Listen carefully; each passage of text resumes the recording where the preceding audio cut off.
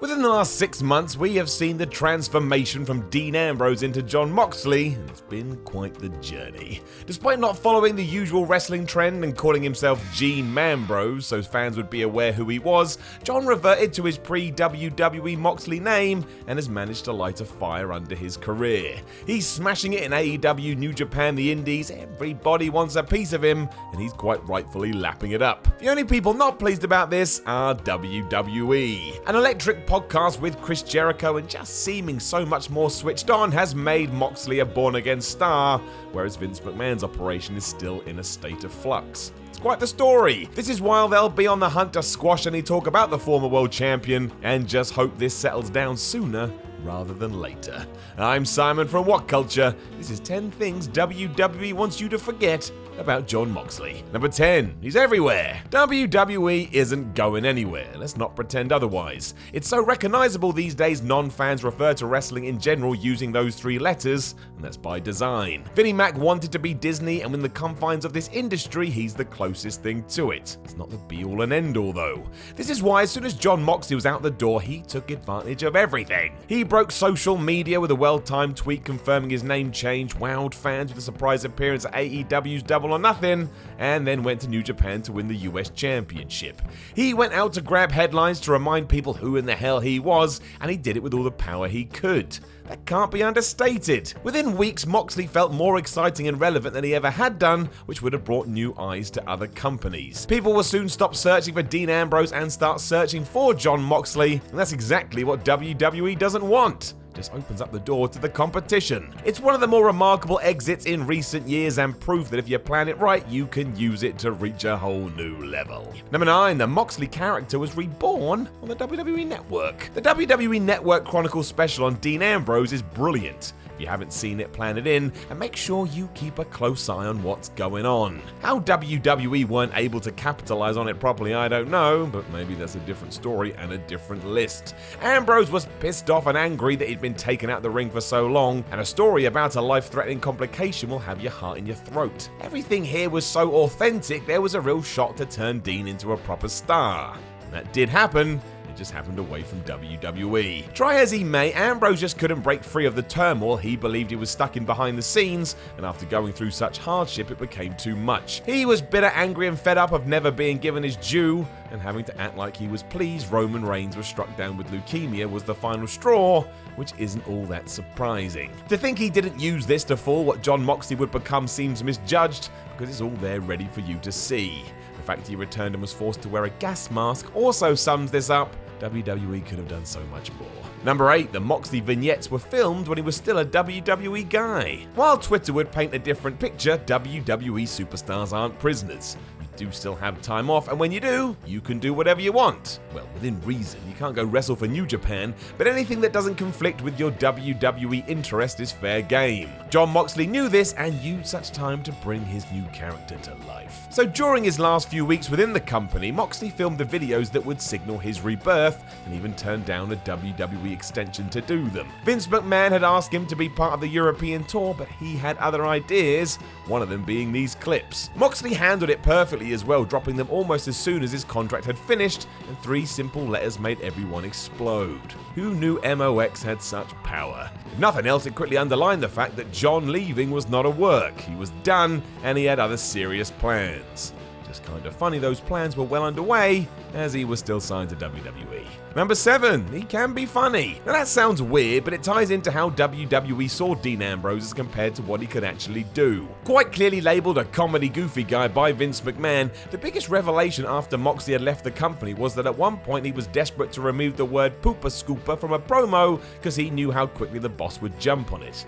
It's also why throughout his tenure he would often be put in dumb skits where he dressed up like a Mountie. It had already been determined by that stage that Dean Ambrose could make it work, and amazingly he mostly did. Be it when he was cosplaying or talking about Mitch the Plant, Moxley would often turn lemon segments into lemonade. This is a testament to the performer, but also a real shame. As soon as he was free, it was quite clear how much better it was to give him free will to come up with his own material.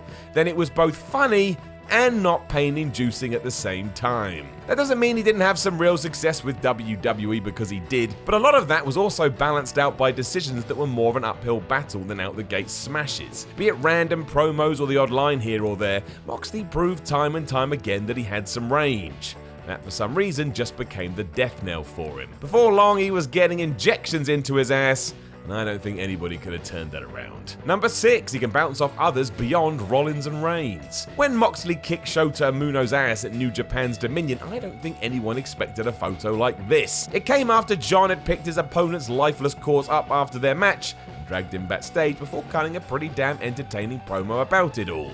Straight away, fans were intrigued where this was going, and just like that, we had a partnership that stole away our interest. This continued with Chris Jericho at Double or Nothing when he clashed with both Y2J and Kenny Omega, and then went on backstage when he bumped into Joey Janela. He also had some fun with the Young Bucks, and throw in that he did the same with Juice Robinson, and it was quite clear that Moxley was more than just a guy who used to be in the Shield, and that was something that WWE never saw past. Whenever the situation called for it, he would be wheeled back into the threesome and never really allowed to fly outside of it. Moxley was no longer being slotted into a role simply because he'd been there before, and he proved he was worth more than that within a month on the outside. Sometimes it's just good to try and spice things up. Number 5, Dean Ambrose wasn't supposed to be in the Shield. The Shield's extended farewell that coincided with Dean Ambrose serving his notice was a genuinely sweet acknowledgement of one of the decade's best acts.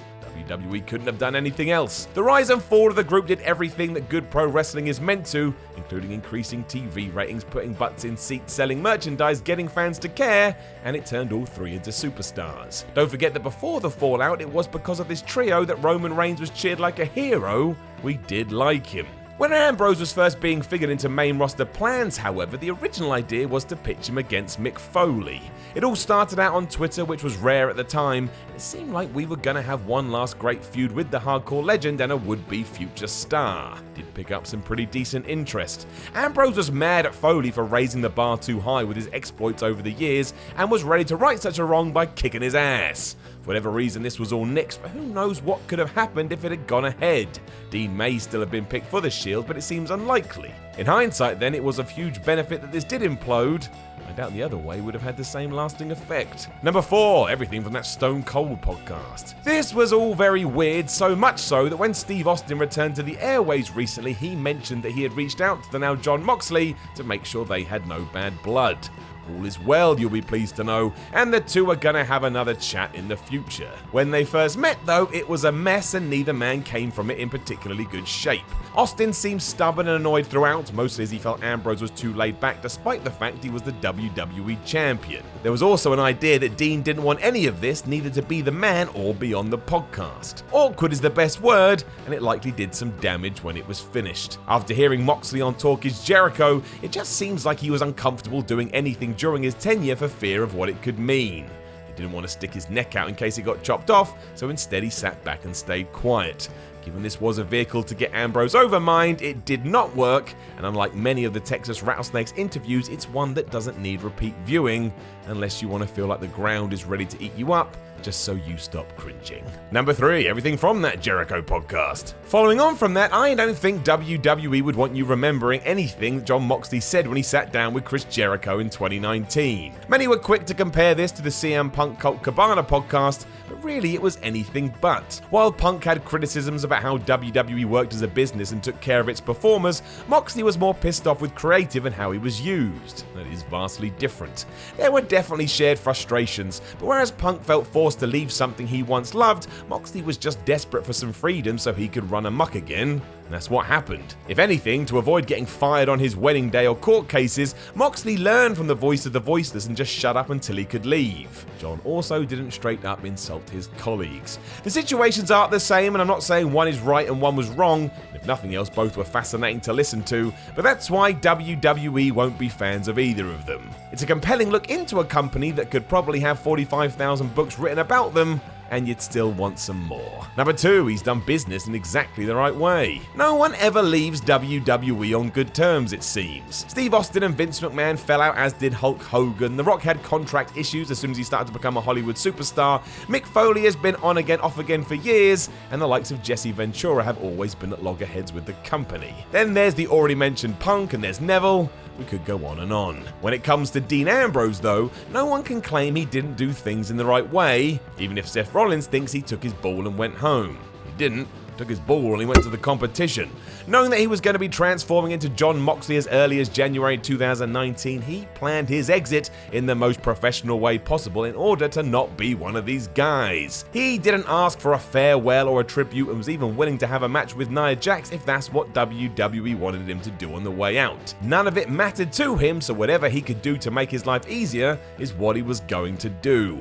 As this new wrestling war hots up, it's undoubtedly the model to use should you want to make the jump, and it all began with Moxley. It also means it's harder to take a shot at a talent once they've left, and WWE won't like that. Just means we have to move forward like adults. What a concept. Number 1, the Dirty Deeds won the WWE title, but not the NJPW US title. Juice Robinson kicked out of the Dirty Deeds. You can't forget that now, and it is set in stone. It took a supersized one known as the Death Rider that allowed Moxley to take away his United States title, and it did kind of seem to be sending a message loud and clear. He believed in himself more than WWE ever did. The two had also battled like they were trying to kill each other before this, and within the realms of the story, John knew he had to win no matter what. It was the moment to prove he'd made the right choice and show up anyone who didn't think he could do it. The stakes were high then, and it was so good that even in defeat, Juice got a lot out of this. They made each other and the championship to boot. It established new ground for Moxley, while in many ways closed the door where he had been, and now it's just a question of what's next. Imagine WWE has different hopes to you and I, but that's why all of this is so damn fun. Know of anything else that WWE wants you to forget about Jon Moxley? Let us know in the comments below, and don't forget to like, share, and subscribe. Then head over to whatculture.com and read yourself some articles, and follow What Culture on Twitter at WhatCultureWWE. My name is Simon from What Culture, and if I ever joined the WWE assignment and left, I would not do what Jon Moxley did, and I would call myself My Mansilla.